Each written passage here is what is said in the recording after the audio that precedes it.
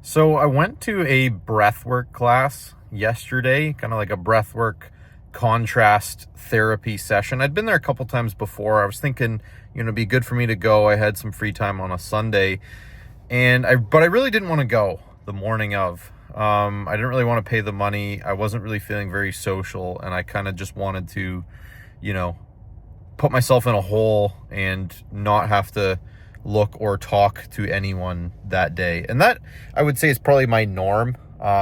It's maybe not the healthiest, but it just means I need more alone time sometimes. But in any case, I felt like, okay, being social is going to help me a lot. And I'll be honest, at first it was really hard. Like, I didn't want to talk to people. I kind of had to push myself to talk and, be outgoing and fun. But I did share, kind of the things that are going on with my business and, obviously making some big life changes to do that full time.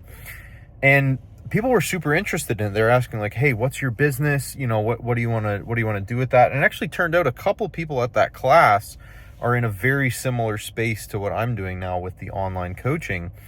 And I struck up a conversation with one woman in particular, and it was so insightful. She's kind of a couple years ahead of me, and she gave me a lot of free tips, and there'll be a connection for life, right?